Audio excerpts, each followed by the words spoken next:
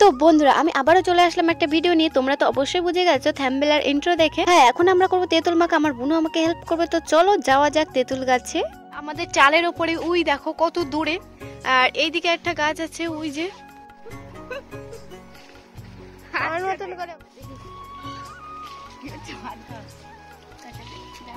আলের উপরে উঠতে গিয়ে আমার কতটা জামা ছিঁড়ে গেল দেখো। এসব দুঃখের কথা বাদ দিয়ে আমি উঠে মাত্র গিয়ে তেঁতুল খাওয়া শুরু করেছি। আমার তেঁতুল খেতে অনেক সুন্দর লাগে, কিন্তু তোমরাই দেখো আমাদের তেঁতুল গাছে কত তেঁতুল ধরে আছে এক একটা থোকায়। অর্ধেক তেঁতুল প্রায় পেকে গেছে, কিছু তেঁতুল ঢোলা রয়েছে। একটু গাছের দিকে লক্ষ্য করলাম জালি তেঁতুল হওয়া শুরু করে দিয়েছে। তো দেরি কিসের, আমিও জালি তেঁতুল খেয়ে নিলাম, কারণ জালি তেঁতুল খেতে অসাধারণ লাগে, তেমন টক লাগে না। এই দেখো বন্ধুরা তেঁতুল কিসে খেয়েছে।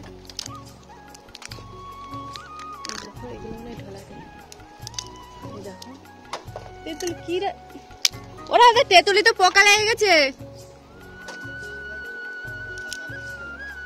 এটা হচ্ছে ঢোলা তেঁতুল। আমি ঢোলা তেঁতুল খেতে বসে গেছে। ঢোলা তেঁতুল খেতে অনেক সুন্দর লাগে, জানো কি সুন্দর গায়ে বালি বালি মতন থাকে কিন্তু।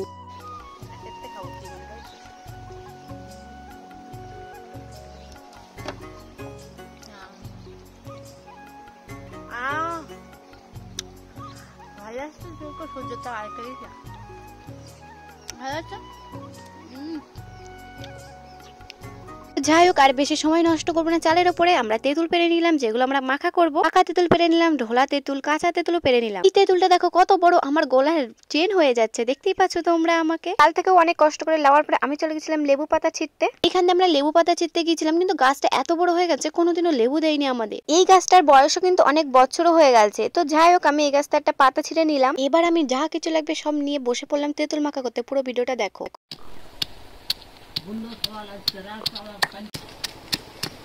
বন্ধ কর।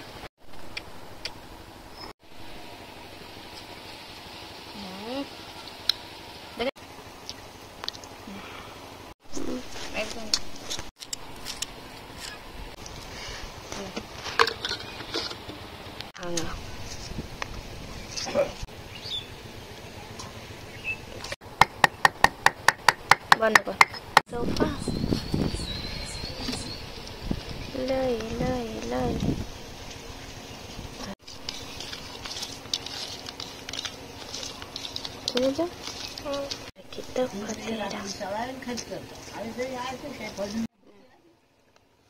ঠাম্মার কি বলবো, ঠাম্মার চোখ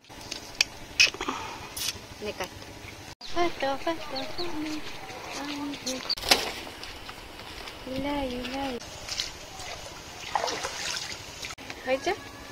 বন্ধ করে তো ফতেরা রাখবো।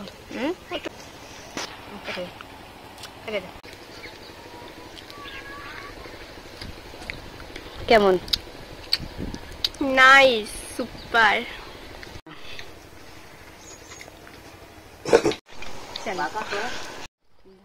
বিড়ি গেলে দেখ না, গালে ঝাল টাল সব আছে, একদম টক করেছিলিস। আমি সত্যি কথা বলছি, আমার বেলায় কিন্তু অতটাও ছিল না, আর আমি বেশি মাখাও করিনি। আমি আমার নিজের মতন করে মাখিয়ে খেলাম, অসাধারণ লেগেছিল খেতে। কিন্তু তোমাদের বাড়ি কার কার তেঁতুল গাছ আছে তারাও এইভাবে মাখা করবে, অসাধারণ লাগবে কিন্তু খেতে, বলে দিলাম।